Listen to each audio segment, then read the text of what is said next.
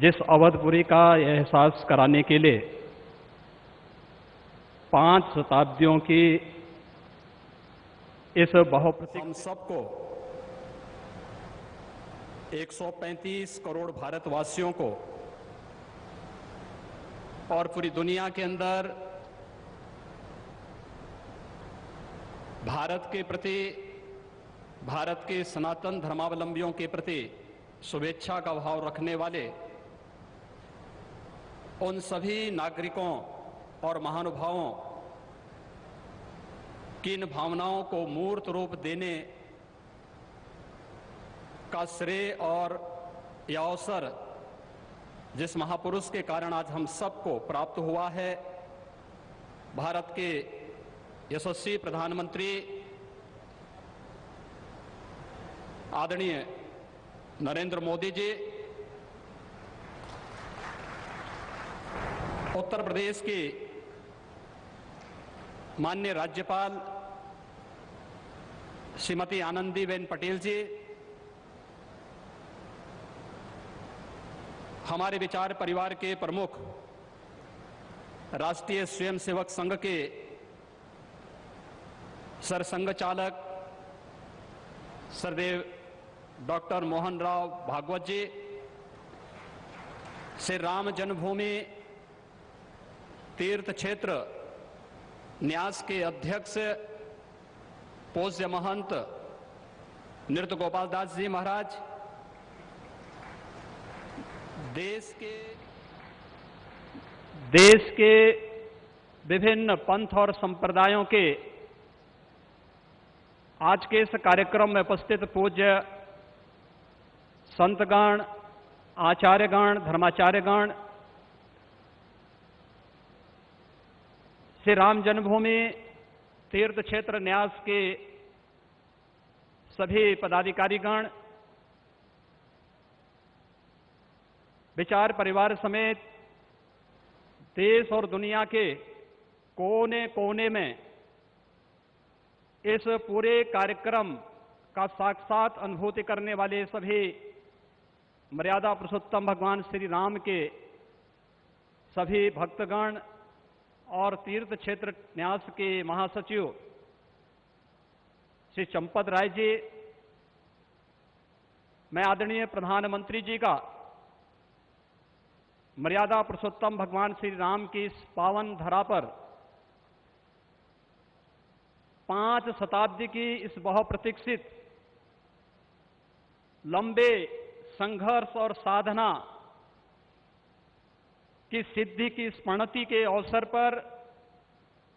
भूमि पूजन और कार्य शुभारंभ के इस अवसर पर उत्तर प्रदेश के इस धराधाम पर 7 पवित्र पुरियों में से एक अवधपुरी में हृदय से अभिनंदन करता हूं, स्वागत करता हूं।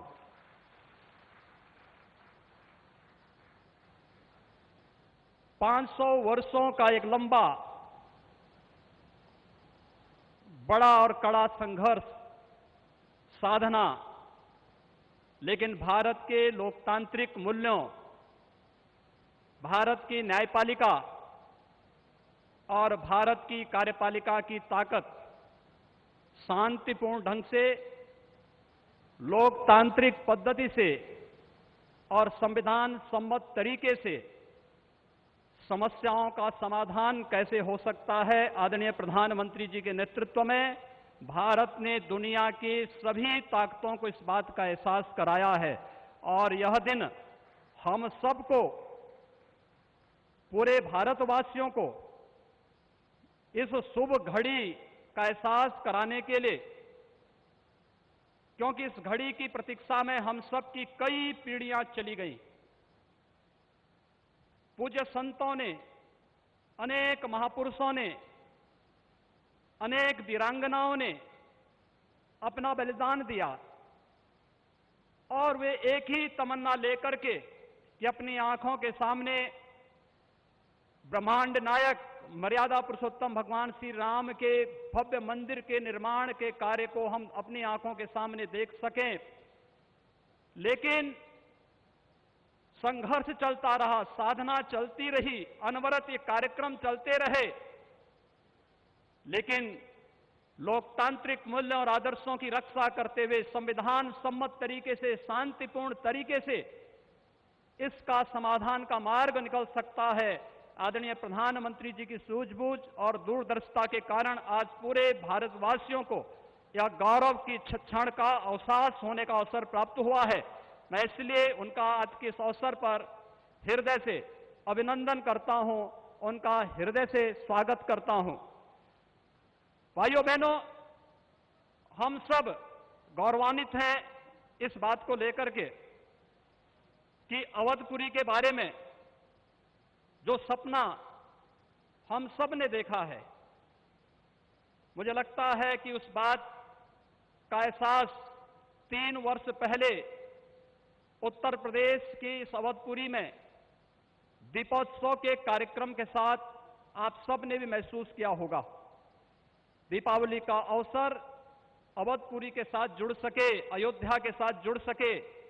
और उस कार्यक्रम को उस रूप में जोड़ने के लिए जो कार्यक्रम प्रारंभ हुआ था, आज उस कार्यक्रम की सिद्धि के रूप में आदरणीय प्रधानमंत्री जी के कर कमलों से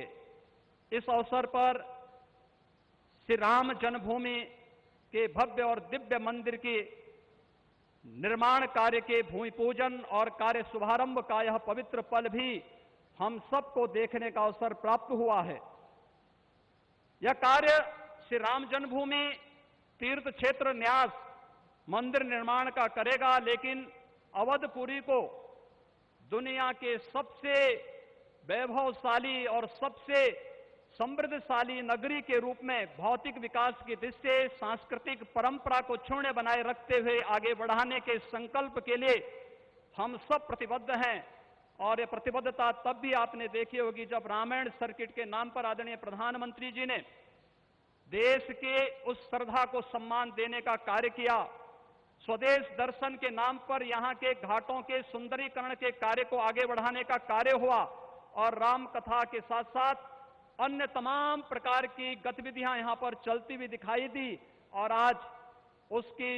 एक महत्वपूर्ण कड़ी के रूप में हम बहुप्रतीक्षित इस तिथि के अवसर पर आदरणीय प्रधानमंत्री जी का हृदय से अभिनंदन और स्वागत करते हैं। हम सब के लिए आज का यह दिन अत्यंत भावनात्मक दिन है। यह हमारे लिए उमंग और उत्साह का दिन भी है और हम सब के लिए इसलिए भी यह दिन अत्यंत महत्वपूर्ण है कि यहां पर आज हमारे विचार परिवार के प्रमुख राष्ट्रीय स्वयंसेवक संघ के आदरणीय सरसंघ चालक डॉक्टर मोहन राव भागवत जी की उपस्थिति भी आज हम सबको उनका सानिध्य भी प्राप्त हो रहा है। मैं उनका अवधपुरी की इस धरती पर हृदय से स्वागत करता हूं, अभिनंदन करता हूं। मैं इस अवसर पर अपने सभी उन पूज्य धर्माचार्यों, पूज्य संतों का भी हृदय से स्वागत और अभिनंदन करता हूं जो आज उत्तर प्रदेश की इस धरती पर इस संपूर्ण कार्यक्रम में साक्षी बन रहे हैं। मैं उन सभी पूज्य संतों और महानुभावों का भी हृदय से स्वागत और अभिनंदन करता हूं जिनकी प्रत्यक्ष अनुभूति हम लोग यहां पर कर तो रहे हैं, लेकिन वे प्रत्यक्ष रूप से यहां पर इस कार्यक्रम में सहभागी नहीं बन पा रहे हैं क्योंकि वैश्विक महामारी कोरोना के खिलाफ जो लड़ाई देश की चल रही है, उस लड़ाई में हम सब ने उस प्रोटोकॉल का पालन करने के लिए जो गाइडलाइन भारत सरकार ने जारी की है, उसके तहत ही सीमित संख्या में अतिथियों का आमंत्रण हो सकता था और उसका पालन करते हुए भी हमें इस ऐतिहासिक तिथि को देश और दुनिया के सामने प्रस्तुत करना है। इस भाव के साथ मैं उन सभी महानुभावों का हृदय से स्वागत करता हूं। उन सबको किसी न किसी रूप में हम आने वाले कार्यक्रमों में सहभागी बनाने का आयोजन आने वाले समय में इन वर्षों में करेंगे कि उनकी उपस्थिति, प्रत्यक्ष अनुभूति अयोध्या में हो सके और उनकी प्रत्यक्ष अनुभूति के माध्यम से यह कार्यक्रम अवधपुरी को जो गौरव मिलना चाहिए, इस गौरव को हम आगे बढ़ा सकें। हम सब के लिए आज का दिन इसलिए भी महत्वपूर्ण है। यह कार्यक्रम केवल मंदिर निर्माण के कार्यक्रम का शुभारंभ ही नहीं, एक उस भारत को एक दुनिया के सामने प्रस्तुत करने का भी